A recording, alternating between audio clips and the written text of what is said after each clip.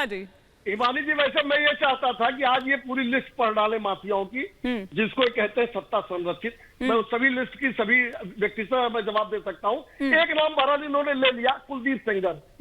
कुलदीप सेंगर आज उम्र कैद की सजा काटते हुए जेल में है और हमारी ही सरकार के द्वारा जेल में भेजे गए हैं। अब दूसरा नाम पढ़िए, मैं उस नाम पे भी बताऊं।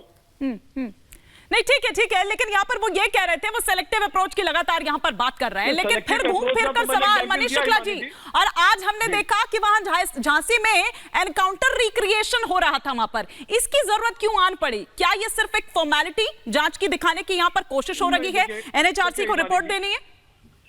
देखिए हिमानी जी, कुछ चीजें जांच एजेंसी पर छोड़नी चाहिए। अब उनके जांच का तरीका है।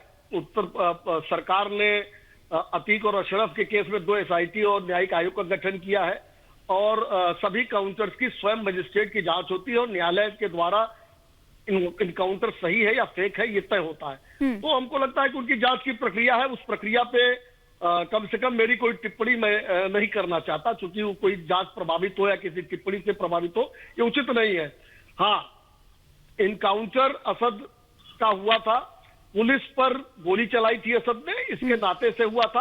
तमाम लोग ये थ्योरी लेकर आए थे, असद के नाते से याद आ गया 19 साल का लड़का था। अब तो असद की मोबाइल से जो वीडियो रिकवरी हो रही है, कल तो सबने देखा किस तरीके से एक व्यक्ति को टार्चर कर रहा था फ्लैट के अंदर और उस वीडियो को बनाकर दूसरे को डराने धमकाने का प्रयोग करता था। तो कपिल सिब्बल जी अगर सुन रहे हो, पुराने कांग्रेसी और वर्तमान में राज्यसभा सांसद दूसरी पार्टी से, अगर वो सुन रहे हो तो आप फिर कह देंगे कि हमसे कोई नाता नहीं, जैसे अभी इमरान प्रतापगढ़ी के लिए कह दिया था कि उस वक्त दिया था, उस वक्त कोई मतलब था नहीं। तो उसमें क्या गलत बोला था? आप बता दीजिए ना, आप ही करेक्ट कर दीजिए हिमानी जी कि क्या गलत है इसमें, बता दीजिए। जब उस वक्त उन्होंने दिया था कांग्रेस से कोई संबंध नहीं था।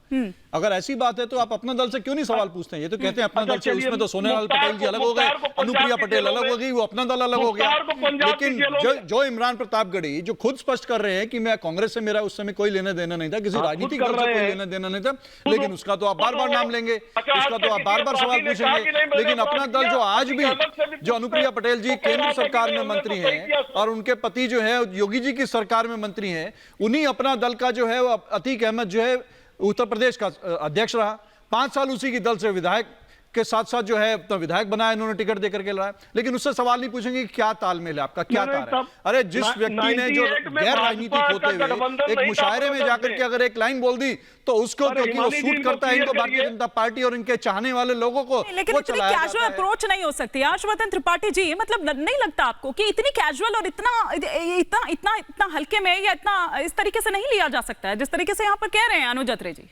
देखिए हिमानी, मैं इसको बस एक ही तरह से कहूंगा कि पब्लिक है, ये सब जानती है, और जब जानती है ना तो मतदान स्थल तक पहुंचते पहुंचते मन बना लेती है और उसके बाद फिर क्या कहते हैं कि ईवीएम में गड़बड़ हो गई।